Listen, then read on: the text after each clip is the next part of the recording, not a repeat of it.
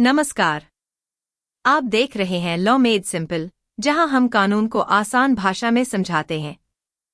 आज हम एक बेहद जरूरी विषय पर बात करेंगे, लीगल नोटिस कैसे लिखा जाता है, खासकर चेक बाउंस और धोखाधड़ी जैसे मामलों में। अगर किसी ने आपको चेक दिया और बाद में उसका भुगतान रोक दिया, तो आप कानून के तहत कार्रवाई कर सकते हैं। लेकिन उसकी शुरुआत होती है एक मजबूत और सटीक लीगल नोटिस से।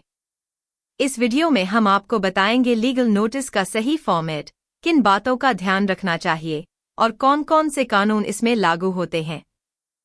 हम आपको देंगे आसान उदाहरण, व्याख्या और व्यावहारिक सलाह, ताकि आप खुद भी एक प्रभावी नोटिस बना सकें। अब बढ़ते हैं अगले टॉपिक की ओर, legal notice sample format dishonour of cheque. इस स्लाइड में हम लीगल नोटिस का पूरा प्रारूप विस्तार से समझेंगे, जो चेक बाउंस के मामले में भेजा जाता है।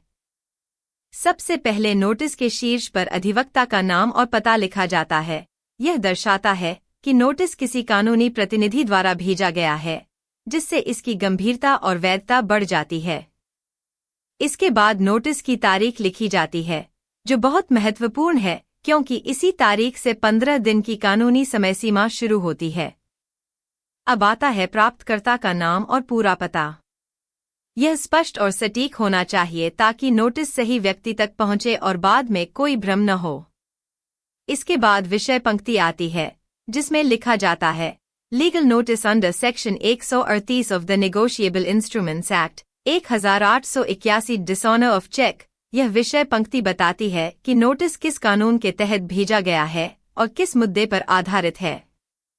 मुख्य भाग की शुरुआत होती है क्लाइंट की पृष्ठभूमि से, जैसे कि क्लाइंट ने किस तारीख को किस उद्देश्य से चेक जारी किया था। उदाहरण के लिए, किराया भुगतान के लिए 6,50,000 रुपये का चेक दिया गया। इसके बाद चेक का नंबर, तारीख और बैंक शाखा का विवरण लिखा जाता है। यह सब जानकारी सटीक होनी चाहिए ताकि बाद में कोई कानूनी भ्रम न हो। फिर बताया जाता है कि चेक प्रस्तुत करने पर वह बाउंस हो गया और बैंक ने पेमेंट स्टॉप्ड बाय ड्रॉअव जैसा रिमार्क दिया। यह रिमार्क दर्शाता है कि भुगतान जानबूझकर रोका गया, जो कि धोखाधड़ी की श्रेणी में आता है।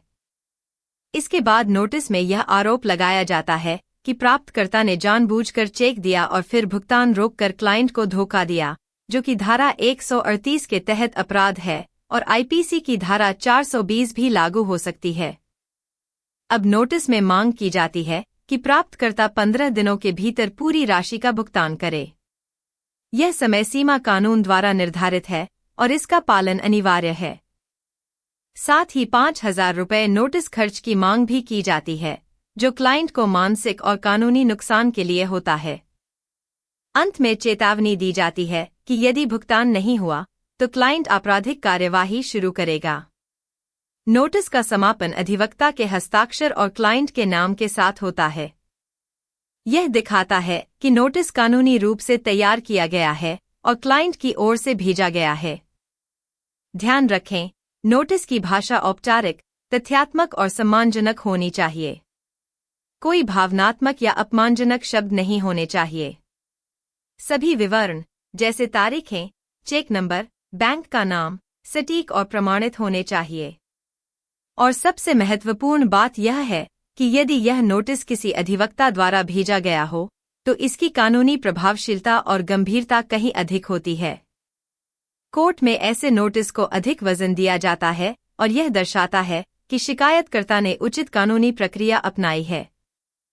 अब बढ़ते हैं अंतिम टॉपिक की ओर, निष्कर्ष और सीटीए।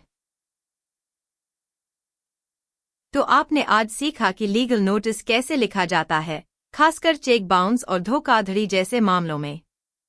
हमने समझा पूरा फॉर्मेट, कानून और प्रक्रिया, जिससे आप खुद भी एक प्रभावी नोटिस बना सकते हैं।